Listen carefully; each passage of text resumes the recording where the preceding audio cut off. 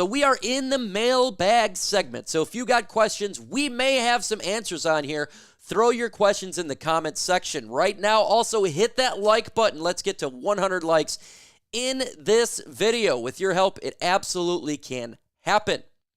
That is what I want to see. Ragnow is confirmed to not play. It's what I expected, and I didn't even check it. It is simple as I didn't expect him to play. So if he is confirmed not playing, I think that's what we all expected. Yes, again, I'll be live on the huge show, so listen to it. You can just put my name in there, and you can find it. ESPN Radio, iHeartRadio for Detroit Lions today. I think that we're going to go make a statement in this game, talking about Lions and Seattle Seahawks. Just make the victory. That's all I want. The only statement I want to see is a victory in this one. It's going to be a tough game. Seattle plays us hard. They've been beating us. It's difficult. Get the victory. And by the way, Alex Anzalone should be playing in this game. So if you're having a little bit of worrisome because Derek Barnes is not going to be playing, Alex Anzalone should be coming back from his concussion. And then that will relieve. Lions are really good at the linebacker depth.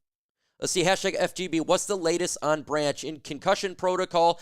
I expect him to play because the game's on Monday night. I expect him to play. I haven't heard anything, but that's my expectations. If he doesn't play, won't be shocked. My guy, Lions Talk by Raw Detroit. Make sure you subscribe to my good friend TA, Lions Talk by Raw Detroit. He is great. I love what he does. Hashtag Mikey, what up, Doe? Do you think Brad Holmes will address the pass rush position, or will James Houston get 10 sacks? Do I think they address the pass rush position right now? No, I don't. I think they'll look at potentially add it at the NFL trade deadline, but right now, no. James Houston, probably not. They want to stop the run, and he's just not where they want him at that position. It's just the facts. Could be Nice. He could be replacing him. The center, remember. And Graham could be staying at left guard. That's my latest I heard. Love the picture. By the way, survivalist. Amber and family. The Lions and Seahawks is like the Everett and Reed City High School rivalry back in the 90s. Reed City usually won, but now and then. Yeah, we've been having a rivalry going for a while now. It's always been the same. Like, we're always fighting each other every season. It's the same thing. It's a close game. It is a rivalry. I don't think the rivalry matches the Rams and Lions rivalry now, though. That is the rivalry that's absolutely on top of the world. He goes, that hurts, at Mike. It's facts. We know it. So why, I'm not going to keep it. I'm not going to lie to you and say James Houston is going to come in here and make all the plays in the world. I haven't seen it yet. So he has barely played. And they like to stop the run, and that's what they're going to do in this game. And I think do the same game plan, too, as well, they did with Kyler Murray and Geno Smith. Don't let this guy beat you with his legs. Don't do that. Look, I love sacks more than anybody, but the mobile quarterback, just do the same game. You do the same game plan they did with Kyler Murray, you're never going to hear me complain. Yeah, just a little bit too much. Just a little bit too much. But I had to make the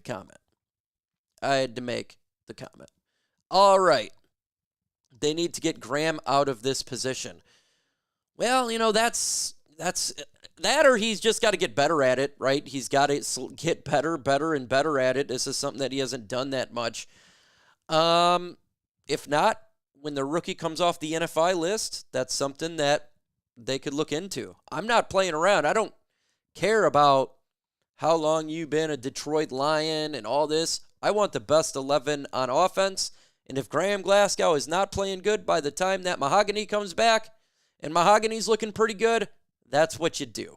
It's simple as that. I would rather, because we can't have this going into week 18. We can't have this. That guard spot, that spot right there has got to get better. He's got to play better.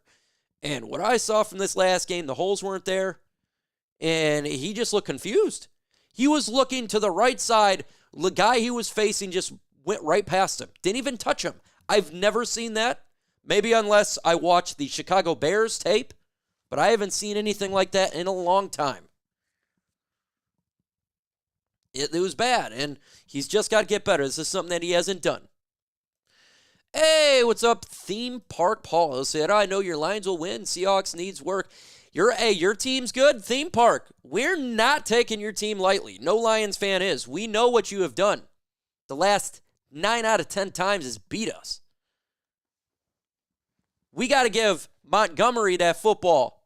Montgomery's playing out of his mind. He wants to get an extension at the end of this year. He's got another year on the deal, but he's like, you know what? I seen Panay get an extension before his deal's up. I seen Jared Goff get his extension before his up. I seen Amon-Ra St. Brown get his extension before his up. David Montgomery's playing out of his mind. He's like, we need to get that extension done by the end of this year because he's got another year on his deal. And I got to say, the way he's playing, you got to do that, man. Dave Montgomery is playing out of his freaking mind. But that's how you win, is we got to run football. Seahawks are good at 3-0, but this is their first test. Hopefully they earned all that. I do believe this is really their first test, and I think if you were to ask a Seahawks fan, we got one in here in the building, they would probably tell you the same. Hell of a start, though. I mean, you can't argue with 3-0. All you do is beat the teams that are on your schedule. It's not their fault that Tua was injured. It's not their fault that Bo Nix is pretty much butt cheeks. It's not their fault that they had to face the Patriots. Let's see. Hashtag Mikey. Are we still thinking Super Bowl or just making the playoffs? Let the chips fall wherever, especially with all these injuries. Yeah, I'm going to go with the Super Bowl still, TA. A lot of these injuries are early. And we're talking about Frankie's going to miss a game, right? A game or two, or one game. Right? Brian Branch is in concussion protocol, right? We got, I don't think you expected Marcus Davenport to be healthy throughout the year. I never did, so I put that in there. So there's injuries are happening. And by the way, if you look at all the injured teams, look at the teams that are quite injured. And you'll see an interesting trend here. And, they say it's the Super Bowl hangover. I don't think it has anything to do with quote-unquote Super Bowl hangover. I think it's the fact that teams that played late into the season last year are more banged up this year. Why? Because their players are playing a lot more. Other teams had about a month rest. Like the Lions or the 49ers who are injured, and they've been playing quite a bit, right? So I think you're seeing a situation where some of these teams that played late last year are a little bit banged up now. And I think that's because the players are just simply playing. Their bodies are a little bit more beat up. And once the season gets along, I think that the injuries will get a little bit better. That's why I keep saying the 49ers, in my opinion, are still a good team. I know they're 1-2, but I'm definitely not counting the 49ers out in this one. I'm just not. They got too much talent there. I know they're injury prone, but you just look at the teams. You're going to see a lot of the injured teams are the teams that played longer last year. And so I think that's what we got going on. And Davenport, we can't trust. Oh, that's so facts. Just appeared, won Super Bowl. Forget winning. It's just to get there. I just want to get there. Yeah, I just want to get there. Of course I want to win it. But to get to a Super Bowl, to finally say the Lions have been one, it is what it is. Lisa De Lorenzo, and if I miss your question, don't get upset, please. Don't get upset. Lisa De Lorenzo, hashtag FGB, I would love for Brad to make a move for an edge, but really feel like that they will just rely on Peko, Ukwu, and Agud to fill up the holes on defense. I kind of agree with you. I think that's the route they're going to go. I do. I want them to make a move, but that's the route that they're probably going to go. I tell you what, next year's draft, and even though, we're not talking about draft right now and all that stuff, but you can already tell what Lions need in next year's draft. What is it, folks? A what rusher?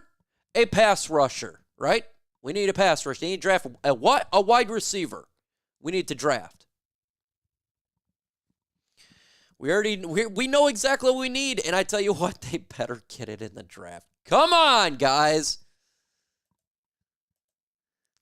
Who do you think will make the biggest impact defensively Monday night versus Seattle? Ooh, defensively. Great question, Shift God. Dang. You know what? Aiden Hutchinson, I think, is going to make the biggest impact again, because it's not even about the sacks. What I saw from him was restraint versus Arizona. He restrained himself and focused on making sure that Kyler Murray didn't get all over the place. If he does that again, Lions going to win this game. If they can stop Geno Smith from extending the play and running around doing all this leg stuff, the Lions going to win this game. So I'm going to go with Aiden Hutchinson at Starps up front.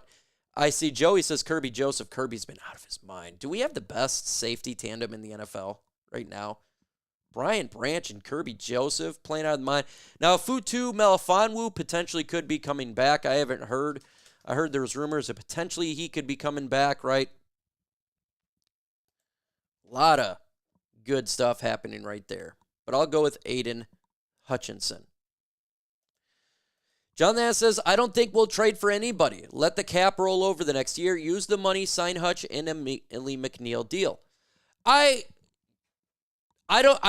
First off, I love that idea. I don't think we're going to trade for anybody either. I would like to. I don't think they will. But I agree with you with signing Hutch and Lee McNeil, and you can add Levi and Onwuzurike on there. Levi and Onwuzurike on there. That's another individual you got to do. Joseph Comer.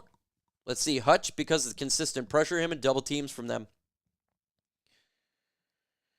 Yeah. I mean, you're making a great argument, my friend. You're making a great argument. 8-0 in games where he has an interception, that's dope. Who do you think is the biggest? Oh, okay. That's a nice one. So we got to get another one. We got Magneto. That's a great name, man, for Kirby Joseph in the football. Magnetic to his hands, and it just comes to him. Look, Kirby Joseph is, and I loved Kirby Joseph coming out of the draft. I loved Kirby Joseph coming out of the draft, and look at how well he is doing. So who is your biggest impact player on defense? What about offense? Who's your big player on offense? Let me know your thoughts in the comments below.